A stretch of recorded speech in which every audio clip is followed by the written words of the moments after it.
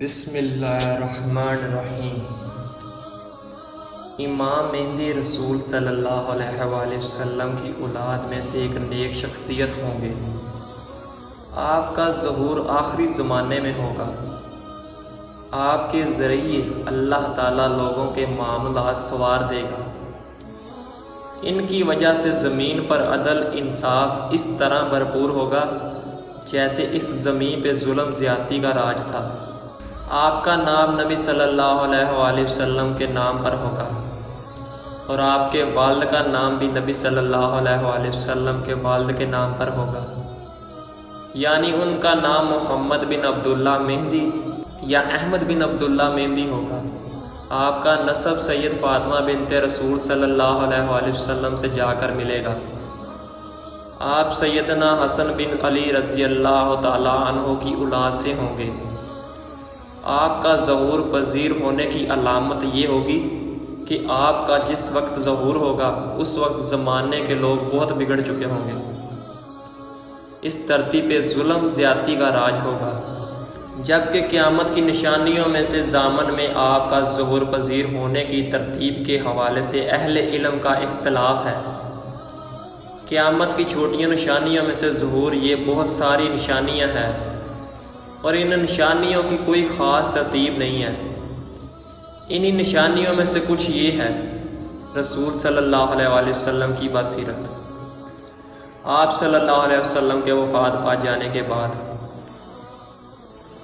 طاعون، فتنوں کا ظہور پذیر ہونا، امانت اٹھ جانا، علم ختم ہو جانا، جہالت عام ہونا، سود، زنا، آلات موسی اور شراب کا عام ہونا، انہیں حلال سمجھنا، عورتیں بناتے ہوئے مقابلے بازی کرنا، قتل عام ہو جانا، وقت قریب آ جانا، مسجد کو خوب سجانا، شرک عام ہو جانا، بے حیائی عام ہونا، کنجوسی زیادہ ہونا، کثیر سے زلزلوں کا آنا، زمین ڈنسنے، چہروں کے بدلنے اور پتھروں کی بارش ہونے کے اوقات نمایاں ہونا، نیک لوگوں کا چلے جانا، مومن کے خوابوں کو سچا ثابت ہونا، سنتوں کو معمولی سمجھنا، جھوٹ عام ہونا، جھوٹی گواہی کا عام ہو جانا، اچانک اموات میں اضافہ ہونا، بارشیں زیادہ اور زراعت میں کمی ہونا، رومی قوم کی بہادت ہو جانا اور ان کا لڑائیاں لڑنا وغیرہ۔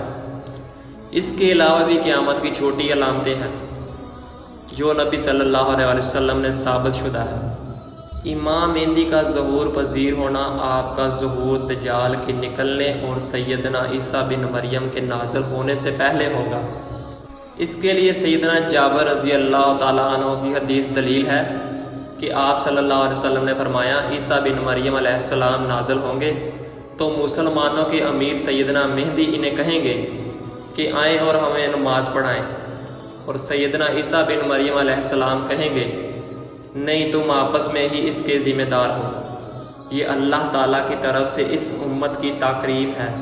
وہاں پر امیر کا نام نہیں لیا جائے گا، وہاں صرف یہ ہے کہ سیدنا عیسیٰ بن مریم صلی اللہ علیہ وآلہ وسلم نازل ہوں گے تو مسلمانوں کے امیر ان سے کہیں گے، آئیں اور ہمیں نماز پڑھائیں، تو عیسیٰ بن مریم علیہ السلام کہیں گے، نہیں، یقیناً امارات کا معاملہ تمہارے درمیان ہی رہے گا، یہ اللہ تعالیٰ کی طرف سے اس امت کی تکریم ہے۔ سیدنا عیسیٰ بن مریم علیہ السلام امام مہدی کی اقتداء کریں گے۔ اس سے معلوم ہوگا کہ امام مہدی سیدنا عیسیٰ بن مریم علیہ السلام سے پہلے آئیں گے، پھر عیسیٰ علیہ السلام دجال کو قتل کریں گے۔ اس سے یہ معلوم ہوا کہ دجال امام مہدی کے زمانے میں نمایاں ہوں گے۔ یاجوج اور ماجوج کا نکلنا اس چیز کی دلیل ہے۔ یاجوج اور ماجوج سیدنا عیسیٰ بن مریم علیہ السلام کے زمانے میں رونما ہوں گے۔